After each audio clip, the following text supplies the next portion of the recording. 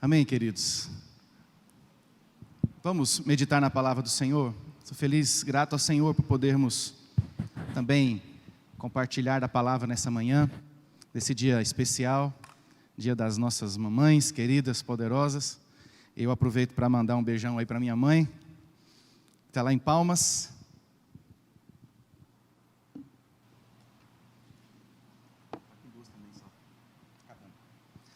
Para minha mamãe que está lá em Palmas, Deus abençoe. Dessa vez não vai ter churrasquinho perto, mas a gente manda uma foto, faz uma live. Compartilha do churrasquinho mesmo à distância, né? Que Deus abençoe aí a turma toda de Palmas. Deus abençoe também a minha esposa, mãe das minhas filhas lindas. Deus te abençoe, amor. Deus abençoe também a minha sogra. Como diz o Juba, vou colar a sua frase, que fez a mulher mais linda do mundo para mim, né? Deus abençoe. Eu fiquei pensando, querido, assim, muito nessa semana, sobre família. E o mês de maio é um mês onde nós geralmente comemoramos como o mês da família, principalmente porque é onde está o Dia das Mães.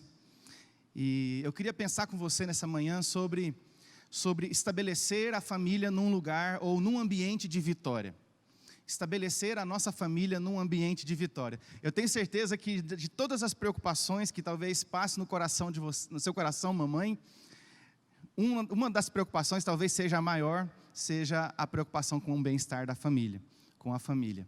Agora, essa não pode ser só a preocupação da mãe, precisa ser a preocupação do pai, a preocupação dos filhos, o interesse dos filhos. E eu queria começar trazendo alguns dados para que a gente possa introduzir esse tema nessa manhã. E alguns dados relacionados ao casamento no Brasil, apurados até o final de 2018. Se eu não me engano, né, posso estar de repente falando alguma besteira, mas se eu não me engano, essas apurações ocorrem de 2 em 2 anos. Então, esse ano deve acontecer novamente, se tudo correr bem. Mas algo assim que tem me chamado a atenção. Até o final do ano de 2018, nós tivemos uma queda no número de casamentos de quase 2%. Isso aparentemente não é nada, mas daqui a pouquinho você vai compreender o peso que isso tem. Em contrapartida, nós tivemos um aumento de 3,2%, quase 3,5% no número de divórcios. Então, isso, no final das contas, gera o seguinte resultado: a cada 3 casamentos, 1 termina em divórcio. É muito sério isso. Essa pesquisa também aponta que, em média, os casamentos no Brasil têm durado 15 anos. Então, quando eu vejo alguém orando aqui, como o pastor orou por um casamento de 34 anos, é um grande milagre, é mesmo a manifestação de Deus. Então, 15 anos entre o dia do matrimônio e o dia em que a documentação do divórcio fica liberada. Um outro dado que me chama a atenção é que nós temos no Brasil hoje 5.500.000 brasileiros que não têm nem sequer o nome do pai na certidão de nascimento. 5,5 milhões de brasileiros não possuem o nome do pai nos seus registros civis. Se isso não basta para despertar a nossa atenção para algo que está acontecendo, eu quero te dar um outro dado. O dado de que nós temos no Brasil 31% de cristãos que se declaram cristãos evangélicos. 31% da população brasileira. E 50% de cristãos, né, de outras linhas do cristianismo. Ou seja, 81% de cristãos no nosso país fazendo frente aí a essa estatística que, ao meu ver, é terrível, preocupante. E os estudos apontam que em 2032, se continuar nessa proporção, os evangélicos serão a maioria no segmento cristão no Brasil. Os dados são, ao meu ver, alarmantes, porque eles vão apontando para uma realidade que a gente, envolvido muitas vezes com o dia a dia, com a rotina da nossa vida, até mesmo com a própria rotina da igreja, da vida cristã, nós vamos perdendo essa capacidade de compreender isso. Mas, para mim, ao meu coração, esses dados apontam no fato de que há um distanciamento entre a fé professada e a fé praticada. Nós professamos muito e praticamos pouco. Confessamos uma fé, mas não vivemos as consequências daquilo que nós professamos. E, sem dúvida, nós não estamos como brasileiros, não estamos conseguindo estabelecer a nossa família num lugar que gera vida, num lugar que gera frutos, num lugar que gera prosperidade. Homens e mulheres que estão conquistando tudo, estão conquistando os melhores cargos no seu trabalho, estão conquistando as melhores posições profissionais, sociais, ministeriais, mas muitas vezes ao custo de perder o que é mais importante. Então a ideia aqui não é questionar a nossa capacidade, mas é questionar a falta de ação como nós vivemos na maioria das vezes. Temos capacidade para conquistar tudo, mas eu quero questionar nessa manhã com você, para a minha família, para a sua família, é questionar a nossa capacidade de conquistar o que está dentro de nós, conquistar o que está dentro do nosso coração, a capacidade de nos conquistar. E há um texto, um único versículo, em Provérbios, capítulo 16.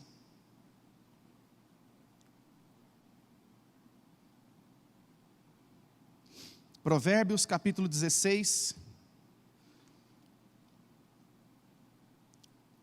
versículo 32. Provérbios 16, 32. Diz assim a palavra do Senhor: melhor é o homem paciente do que o guerreiro. Mais vale controlar o seu espírito do que conquistar uma cidade. Mais vale conquistar o seu espírito, controlar o seu espírito do que conquistar uma cidade. E eu creio que é exatamente aqui, nesse ponto, onde nós estamos errando enquanto homens e mulheres de Deus nessa sociedade. Salomão escreve esse texto, obviamente, sabendo e entendendo do contexto de guerra. E mesmo entendendo, conhecendo, vivendo o contexto de guerra, ele ainda diz que é mais difícil conquistar o que está dentro de nós do que conquistar as batalhas que nós vamos enfrentar na vida. A maior batalha é aquela que se trava para conquistar a si mesmo. Então, ser vitorioso pessoalmente é ter o seu espírito, ter as suas motivações, ter a sua disposição, dominados pelo poder de Jesus, dominados pelo Espírito de Jesus. Porque se eu não consigo fazer isso na minha vida particular, na minha vida pessoal, provavelmente eu não conseguirei estabelecer também essa rotina em Deus, essa vida em Deus na minha família. E provavelmente não conseguiremos levar a nossa família para esse ambiente espiritual de vitória. É aqui que nós estamos errando. E eu queria deixar algumas sugestões para a sua vida prática, para que você coloque em prática junto com a sua família. Mas lembrando que não adianta nada eu exigir dentro da minha casa uma postura da minha família, se em mim essa postura não é vivida, não é vista, não é experimentada, não é sentida. Se eu desejo ver a minha esposa, os meus filhos com uma postura que é aliançada com a vida de Deus, eu preciso dar o exemplo, eu preciso estar em primeiro lugar, voltado para essa conquista para mim mesmo. Primeira decisão que você precisa tomar na sua vida, e essa é a decisão mais radical que você possa tomar. Talvez você pense, nossa, aceitar Jesus foi a decisão mais radical que eu fiz. E eu quero dizer a você que eu creio que essa decisão que eu vou dizer agora é mais radical do que aceitar Jesus, que é a decisão de ser santo. Você decidir ser santo, e na sua decisão de ser santo e ser moldado por tudo aquilo que isso significa, você também conduzir a sua família no caminho da santidade. Como é que eu faço para estabelecer a minha família num ambiente de vitória? Se conquiste. Se conquiste. E depois comece a levar a sua família para esse caminho de conquistas. Como? Em primeiro lugar, tomando a decisão de ser santo. E conduzindo a sua família no caminho da santidade. Querido, nós precisamos decidir previamente que tipo de pessoa a gente quer ser. Porque se nós não tivermos isso muito claro na nossa mente, o tipo de pessoa que nós queremos ser, como nós queremos viver, isso vai desembocar no tipo de família que eu vou construir, no tipo de família que eu vou ter, ou talvez as nossas grandes orações, por causa das nossas famílias, pelas nossas famílias, é exatamente porque ela é constituída por pessoas que ainda não decidiram que tipo de gente quer ser. Que tipo de postura quer ter. E eu creio que esta é uma das áreas assim poderosas, onde Deus compartilha conosco de maneira muito tranquila, a liberdade de exercer a nossa escolha. Você pode escolher radicalmente ser santo, e você pode escolher radicalmente conduzir a sua família no caminho da santidade. Tiago, capítulo 1, do versículo 12 ao versículo 15, ele vai escrevendo sobre a relação que nós devemos ter com a provação, a relação que nós devemos ter com a tentação. Mas no final, no versículo 15, ele diz que a tentação, na verdade, ela é gerada daquilo que está dentro de nós mesmos, da própria maldade que está essencialmente ligado a nós. E aí ele fala sobre a coroa, que é o prêmio dado àqueles que continuam, àqueles que perseveram. A coroa aqui é um símbolo de sucesso, um símbolo de premiação sobre aquele que conseguia, um selo de vitória sobre alguém que venceu a sua inclinação natural para fazer o mal. Alguém que venceu a sua própria inclinação para o pecado. E eu creio que em algum momento da nossa jornada nós estamos esquecendo dessa coroa, estamos esquecendo desse prêmio que está declarado na palavra de Deus, e temos permitido que o padrão da nossa vida espiritual caia. Não sei se essa é apenas a minha sensação, talvez os meus colegas aqui, pastores, não compartilhem disso, mas me parece que nada mais está errado. Parece que tudo é normal. Parece que tudo que a gente vai fazer, quando a gente fala de submissão, a gente parece que está falando de algo que é extraterrestre. Quando a gente fala de amor ao próximo, um ato de amor ao próximo que deveria ser algo comum, está se tornando notícia de jornal, porque é tão raro que a gente já não consegue mais perceber. Então nada mais parece que é errado. Há uma canção da Tropicália, do movimento cultural brasileiro chamado Tropicália, que diz assim: não existe pecado do lado de baixo do Equador. Ou seja, está tudo liberado. Do lado de baixo do Equador você pode fazer o que quiser, porque não existe pecado. E olha como essa expressão, como essa frase tem repercussões sociais até hoje no nosso país.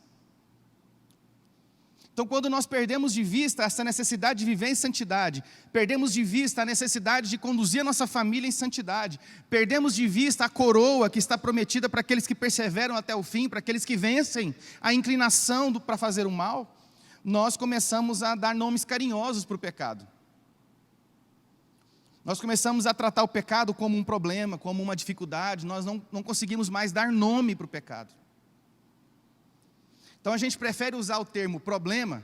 Eu tenho um problema nessa área, porque uma pessoa que tem problema, ela não é impedida de se relacionar com as outras.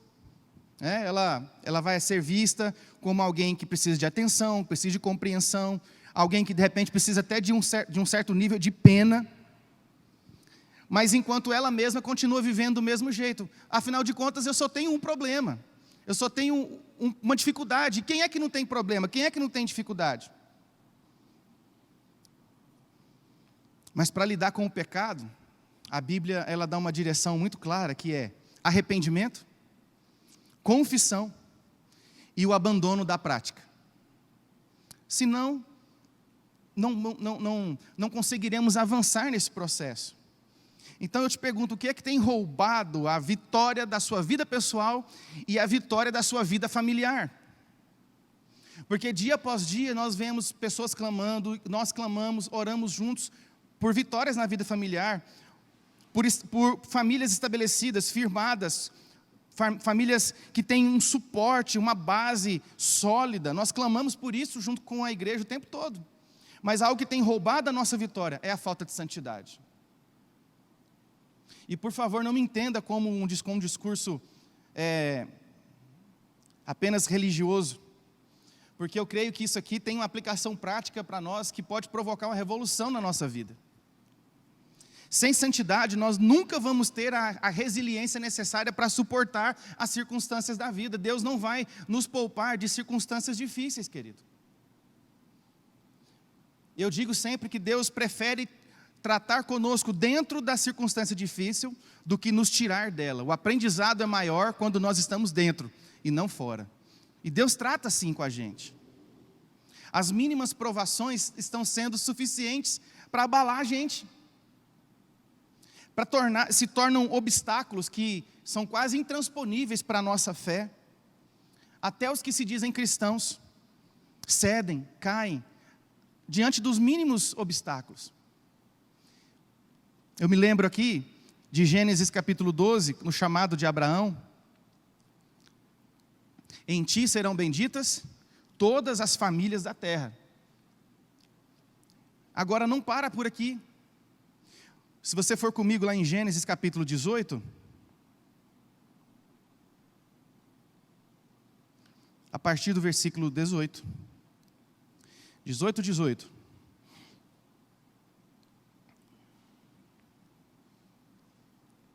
Você vai perceber as condições que Deus estabelece para que a promessa se cumpra. Gênesis 18, versículo 18. Abraão será o pai de uma nação grande e poderosa, e por meio dele todas as nações da terra serão abençoadas. Glória a Deus. Versículo 19. Pois eu escolhi para que ordene aos seus filhos e aos seus descendentes que se conservem no caminho do Senhor, fazendo o que é justo e direito, para que o Senhor faça vir a Abraão o que lhe prometeu. Quem persevera diante das leis, das ordens, das direções, dos parâmetros para a vida que o Senhor estabelece na palavra, pode esperar o cumprimento da promessa. Por outro lado, o que Deus está dizendo é o seguinte: o que você plantar, você certamente vai colher. Você quer plantar a colheita da promessa que eu fiz? Plante obediência. Plante submissão à minha ordem. Plante submissão à minha direção. E aqui um parêntese especial sobre a necessidade de dar ordem aos filhos. Filhos, ouçam as ordens dos pais. Pais, dê ordem aos seus filhos sobre a palavra de Deus. O que o homem plantar, certamente colherá. Em primeiro lugar, tome a decisão de ser santo, uma decisão radical. E leve a sua família, conduza a sua família no caminho da santidade. A segunda postura prática que eu creio que nós precisamos ter, na direção de estabelecer um ambiente familiar, próspero, abençoado, é viver e conduzir a nossa família para a prática da confissão.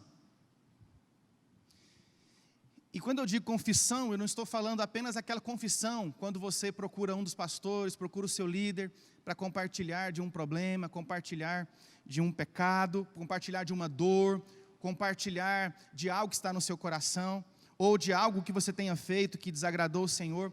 Isso é também confissão, mas eu estou falando aqui da confissão no ambiente familiar. Qual foi a última vez em que você, homem, confessou aquilo que está no seu coração para sua esposa? Qual foi a última vez, esposa, que você confessou ao seu marido aquilo que está no seu coração? Qual foi a última vez que houve confissão entre os pais e os filhos, entre os filhos e os pais? Se a nossa casa não for esse ambiente de confissão, nós não vamos conseguir praticar isso em lugar nenhum. Provérbios capítulo 28.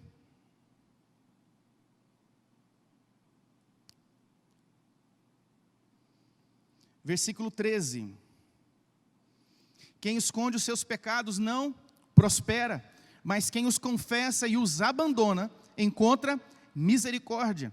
Versículo 14. Como é feliz o homem constante no temor do Senhor, mas quem endurece o coração cairá em desgraça.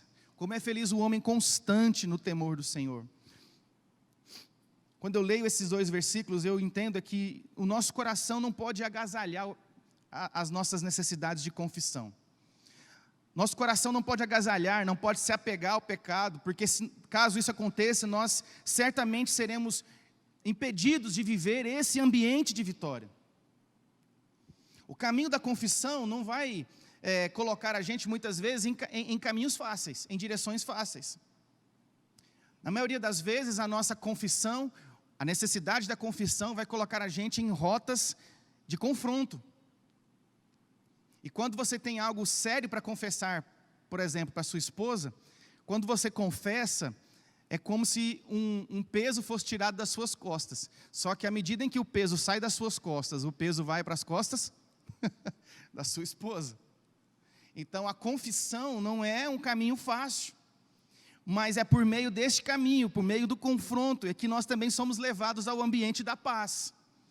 Então nós precisamos de homens, mulheres, filhos corajosos, famílias corajosas, para entrar nesse caminho. Confessar seus pecados uns aos outros para serem curados.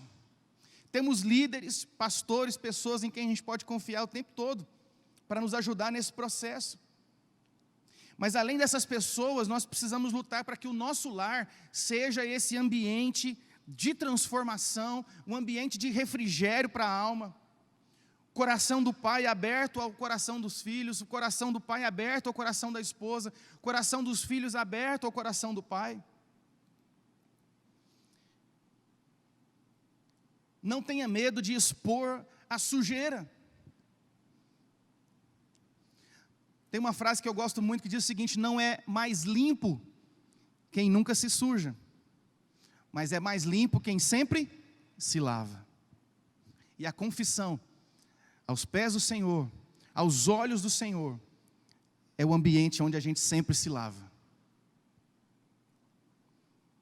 Na vida espiritual, o princípio é o mesmo dessa frase. Não há comunhão com Deus sem honestidade na nossa confissão, achando que nós vamos esconder de Deus aquilo que nós fizemos. Por mais que eu consiga esconder de alguém, da família, ainda assim eu não posso fugir dos olhos do Senhor. A confissão, eu tenho aprendido isso ao longo dos anos, principalmente nesses já quase 13 anos de ministério. Eu tenho entendido que a confissão estabelece a nossa vida em novos níveis de relação com o Senhor. Quanto mais coragem você tem para confessar coisas profundas do seu coração, em uma nova, maior será o próximo nível na sua relação com Deus. Nós esquecemos da confissão, nós lembramos da palavra, da oração, isso tudo é maravilhoso, mas a confissão faz parte desse processo. Quanto mais dispostos nós estamos para entrar no processo de confissão e de honestidade na relação com Deus, maior será o nível do nosso relacionamento com Ele. Maiores serão os propósitos de Deus para a minha vida, para a sua vida, para a nossa família. E aqui um exemplo clássico é o exemplo de Isaías. Isaías capítulo 6, quando ele tem a visão da glória de Deus, a primeira coisa que ele diz: ai de mim. A confissão que ele faz é essa: ai de mim, porque eu tenho meus lábios impuros, eu faço parte de um povo que também tem os lábios impuros, os meus olhos viram o rei, e os meus olhos viram o rei, ai de mim. Qual foi a última vez que você declarou esse ai de mim, junto com a sua família? Qual foi a última vez que você declarou esse ai de mim? Os meus olhos viram o rei. Eu sou servo do rei, eu estou celebrando ao rei, eu estou adorando ao rei. Eu faço parte de uma igreja que celebra o rei, que é viva. Os meus olhos estão vendo o rei se manifestar, ai de mim. Porque os meus lábios são impuros, porque eu habito no meio de um povo que tem lábios impuros. Eu me lembro de Marcos capítulo 7, versículo 28 e 29, uma conversa muito forte de Jesus com aquela mulher cirofenícia. Muito forte, uma conversa extremamente forte, cheia de elementos culturais, cheia de elementos espirituais. Mas no final dessa conversa, aquela mulher declara, ela confessa algo que muda a relação. Ela diz: Senhor, até os cachorrinhos comem daquilo que cai da mesa dos seus filhos. Isso modificou o final da história daquela mulher. Ela clamava pela libertação da sua filha. Quando eu li esse texto novamente essa semana, eu fiquei me perguntando: Pai, qual é a palavra que eu preciso liberar através dos meus lábios? Qual é a expressão dos meus lábios que vai causar libertação na minha casa, na minha família, na minha vida? Qual é essa palavra? E essa mesma pergunta que eu fiz ao Senhor, eu queria incentivar você a fazer nessa manhã. Diga ao Senhor: Pai, qual é a palavra corajosa, a palavra honesta que precisa sair dos meus lábios para que a minha família, eu e a minha família, possamos experimentar a libertação e ver com os nossos olhos a nossa família sendo estabelecida num lugar de prosperidade, num lugar de bênção. Tenha coragem de fazer isso, de perguntar ao Senhor.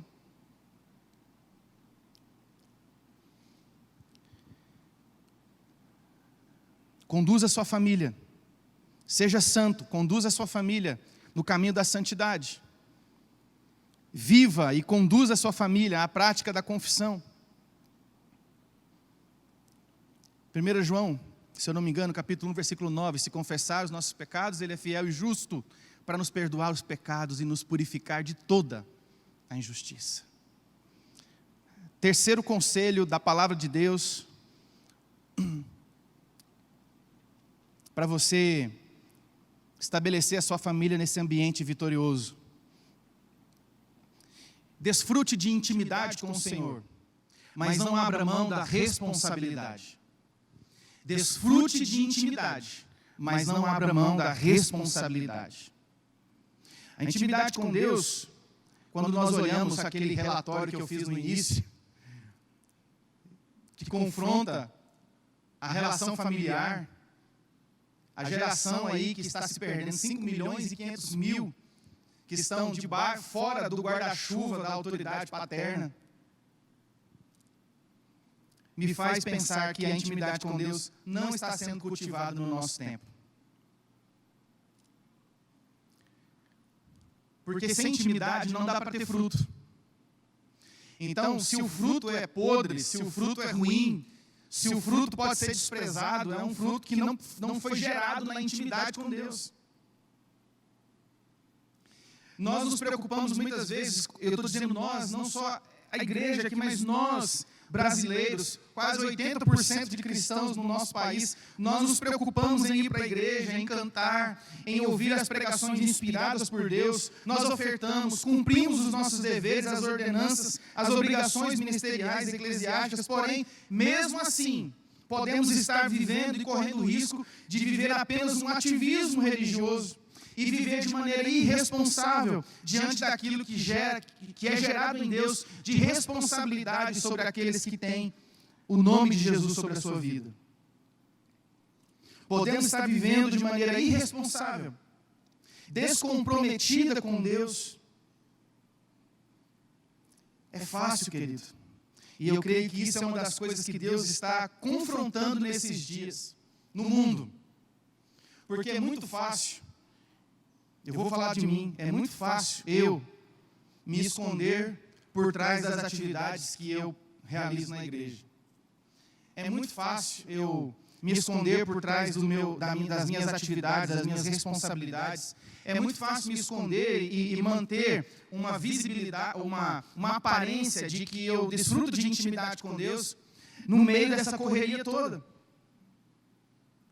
Mas nesse tempo em que, como igreja, o mundo está paralisado, nós não podemos nos reunir, eu não posso me apoiar na aparência que as atividades que eu realizo na igreja produzem sobre a minha vida. Eu não posso me fundamentar nisso.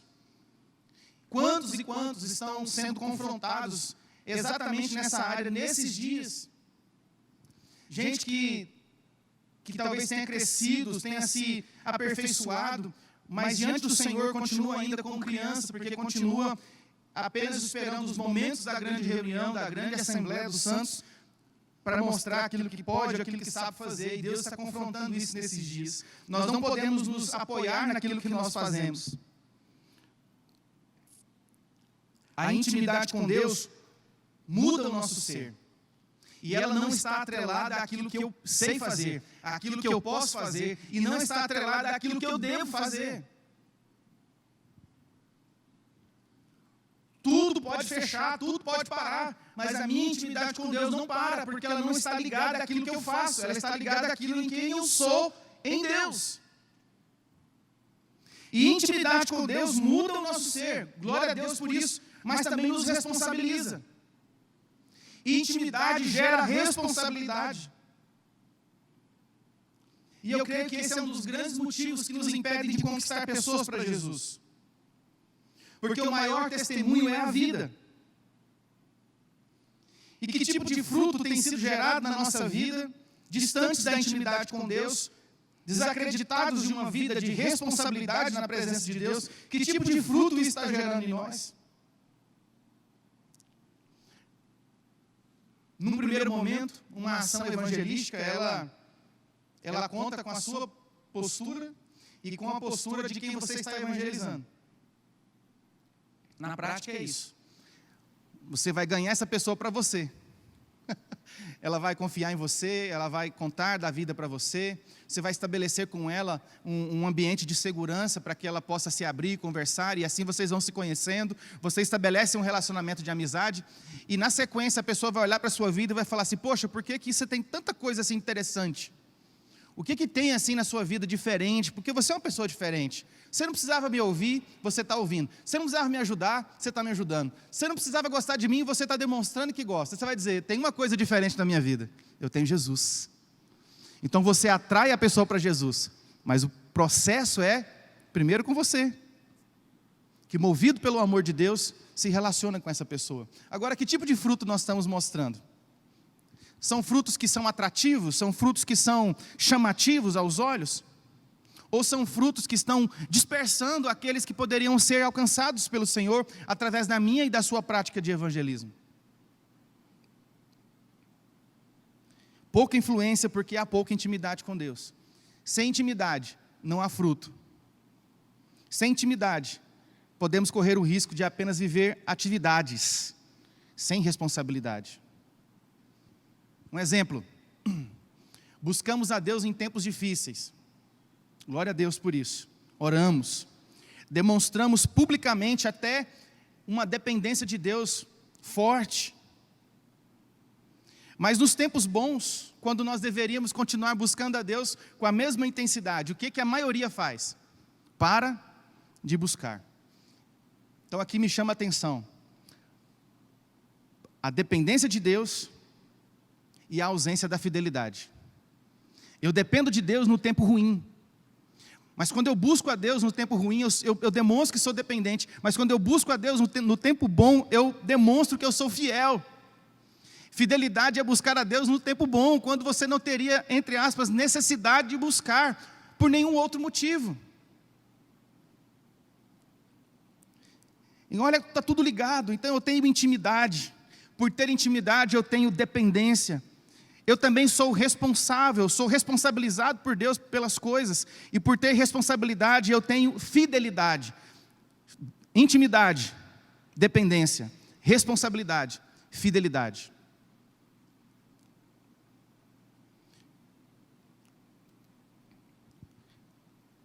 Dependência, fidelidade caminham de mãos dadas, caminham juntas na vida de quem tem intimidade com Deus.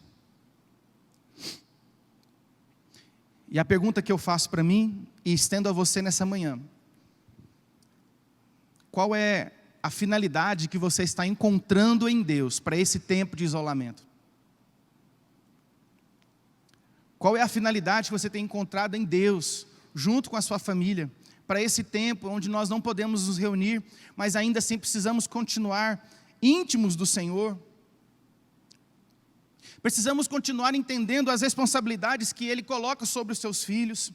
Precisamos continuar dependentes. Estamos vivendo tempo de crise, tempo de buscar a Deus. Mas quando a crise passar, nós não podemos deixar de buscar a Deus. Nós não podemos voltar ao que éramos antes. Precisamos continuar buscando agora não por dependência, mas por fidelidade. Senhor, eu te busco porque eu sou fiel a Ti. E o Senhor pode de repente desejar não fazer mais nada na minha vida, mas eu te busco porque eu quero honrar o Teu nome. Não abro mão da Tua presença.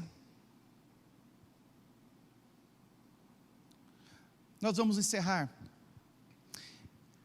Mas eu queria dizer a você, querido, ainda, que Deus deseja uma vida vitoriosa para a sua casa. Deus deseja não apenas essa essa vida vitoriosa teórica, esse lugar teórico da vitória, mas o lugar real. Deus deseja esse ambiente onde eu posso, com a minha esposa e com as minhas filhas, viver plenitude, na intimidade, na santidade, na confissão, na dependência de Deus, na fidelidade, mesmo que eu não possa estar junto, eu não preciso estar junto para viver isso. Eu não preciso estar fixado em uma religião cristã, em uma igreja, para estabelecer Deus na minha casa nesse tempo. Você não pode depender disso. Você tem que assumir as suas responsabilidades, homem, mulher, filhos. Assumam as suas responsabilidades. Decidam sobre a santidade, decidam sobre a confissão, decidam sobre a intimidade, sobre responsabilidade. E você vai poder ver com os teus olhos a sua família sendo estabelecida no lugar de vitória. Muito provavelmente, eu creio, que esse tempo do distanciamento ainda vai durar um pouco mais. E eu creio que Deus está provocando uma revolução nas nossas vidas. Eu me lembro da palavra que o pastor Jean deu no primeiro culto que nós fizemos online. Ele disse: eu creio num avivamento, não de dentro da igreja para fora, agora, mas de fora da igreja para dentro. Um avivamento que acontece dentro das nossas casas. E eu creio nisso também. Eu estou junto nessa visão do pastor. Eu creio nisso. Eu creio profundamente nisso. Agora eu quero desafiar você, querido, quando tudo isso passar, não volte a ser como você era antes. Eu sei que você está buscando a Deus com muita intensidade nesses dias. Nós podemos ver pela internet todo o feedback que você dá.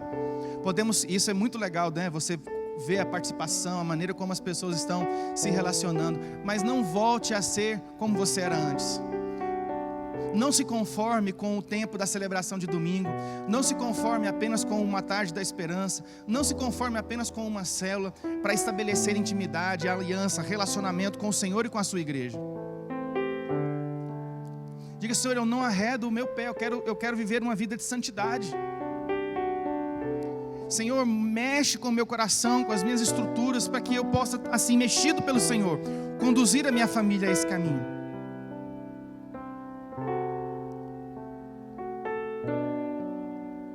Se você puder fechar os seus olhos aí agora.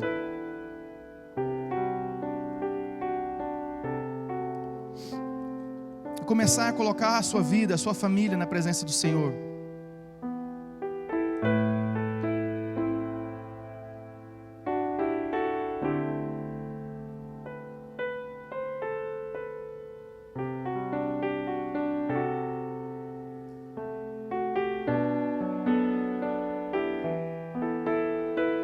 Começa a dizer: Senhor, eu quero a Tua presença na minha casa.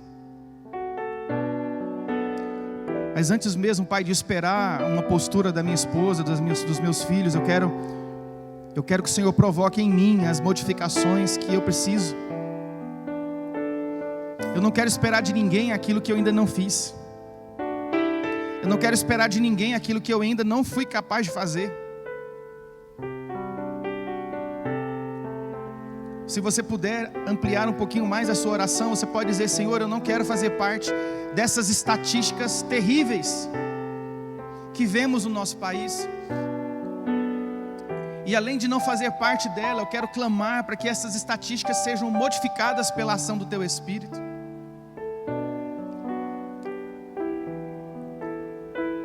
Senhor, nós queremos Te agradecer nessa manhã, porque o Senhor é um Deus que chama a nossa atenção para aquilo que nós devemos praticar como filhos e como igreja, como família. Deus, coloca no nosso coração o sentimento real de que nosso maior ministério é a nossa casa. E se nós perdemos a nossa casa, nós perdemos tudo que está diante de nós, porque ali é a nossa base. Senhor, não queremos como igreja perder aquilo que é mais importante, por mais que nós estejamos conquistando tudo ao nosso redor. Nós não queremos perder o que é mais importante. Eu não quero perder as minhas filhas, eu não quero perder a minha esposa, Eu não quero perder o meu lar, simplesmente porque estou me omitindo a tomar as decisões radicais que eu preciso tomar. Senhor, eu preciso tanto do Senhor, e eu creio que os meus irmãos também, e por isso nós nos juntamos em oração nessa manhã, para que o Senhor estabeleça no nosso coração esse ambiente de transformação, esse ambiente, Deus, de pureza. Purifica o nosso coração, purifica o nosso coração, Pai, para que a nossa mão levantada não seja uma mão suja, para que as vestes com as quais eu me apresento diante do Senhor sejam vestes, não sejam sujas, mas sejam limpas, alvas. Senhor, impede que o nosso coração eleja prioridades que estão distantes do Senhor, distantes da Tua vontade. Pai, impede que o nosso coração prefira utilizar termos humanos para qualificar aquilo que o Senhor qualifica como pecado. Pai, permite que o nosso coração tenha essa capacidade, que a nossa mente consiga compreender a Tua palavra, e por meio da compreensão da Tua palavra ela possa ser renovada nos conceitos. Nos ajuda, Deus, a lidar à luz da palavra com o pecado, com a necessidade de confissão, com a necessidade de ser santo. Ajuda-nos, Deus, à luz da Sua palavra, a desfrutar de intimidade com o Senhor, e uma intimidade que gera responsabilidade. Ajuda-nos, Deus, a depender do Senhor no dia mau, mas ajuda-nos também, Senhor, a sermos fiéis no tempo bom. Precisamos de Ti. Eu quero clamar, Senhor, por cada família que está agora nos assistindo. Eu queria chamar, se possível, todos os pastores para virem aqui à frente agora. Nós vamos estender a nossa mão e vamos abençoar você, a sua casa, o seu coração, enquanto cantamos essa canção.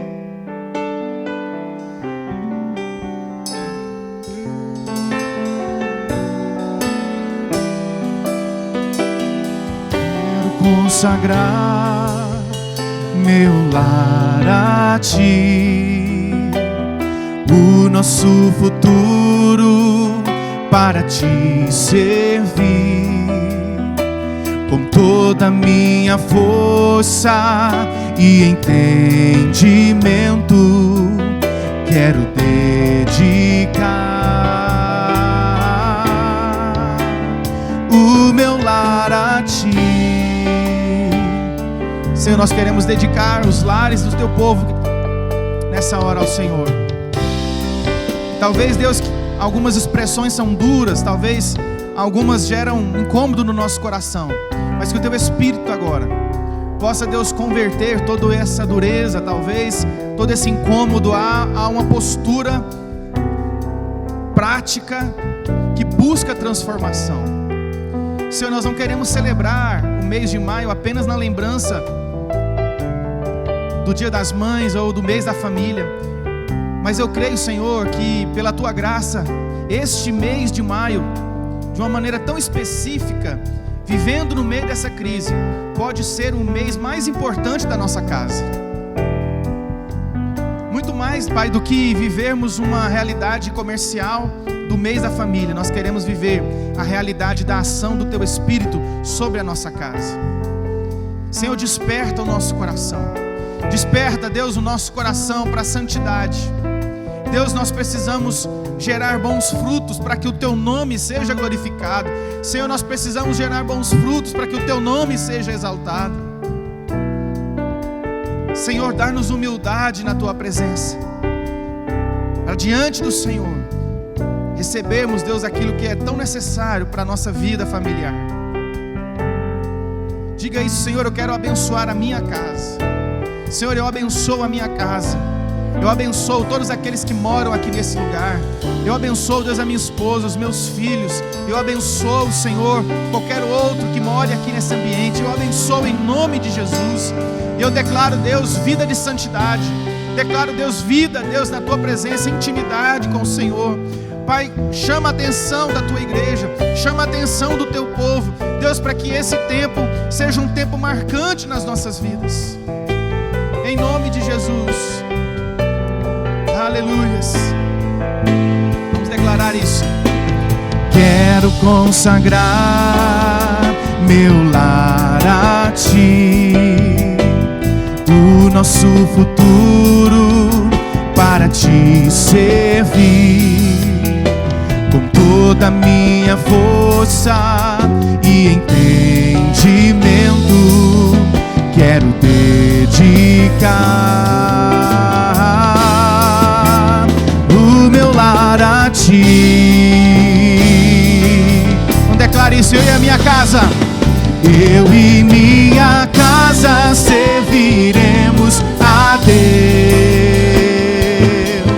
Eu e minha casa serviremos a Deus. Eu e minha casa serviremos a Deus com alegria.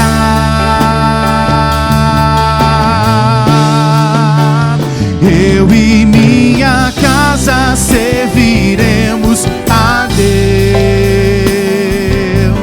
Eu e minha casa serviremos a Deus. Eu e minha casa serviremos a Deus com alegria. Senhor, nós consagramos a nossa casa mais uma vez ao Senhor. Ela é tua. Tua, Senhor, é a palavra. Teu é o domínio e o poder para sempre. Amém e amém. Deus nos abençoe em nome de Jesus. Amém. Amém. Senhor, nós te agradecemos por esta manhã, por esse tempo de celebração. Te agradecemos, Deus, do fundo do nosso coração, pelo privilégio que temos aqui de servir nesse lugar, para alcançar o teu povo que está agora nos lares, e todos aqueles que vão ouvir e serem alcançados pelo louvor, pela palavra, pela oração. Somos gratos a Ti, Deus, em nome de Jesus. Toma esse dia nas Tuas mãos, tudo aquilo que faremos para a glória do Teu nome, em nome de Jesus. Que a graça poderosa, salvadora, o amor de Deus nosso Pai, a comunhão e a consolação do Espírito Santo, os frutos, os dons do Espírito sejam manifestos sobre a sua vida, hoje e sempre, para a glória do nome do nosso Senhor Jesus. Em nome de Jesus, amém e amém. Deus abençoe, querido. Fique na paz. Eu e minha casa serviremos a Deus. Eu e minha casa serviremos a Deus. Eu e minha casa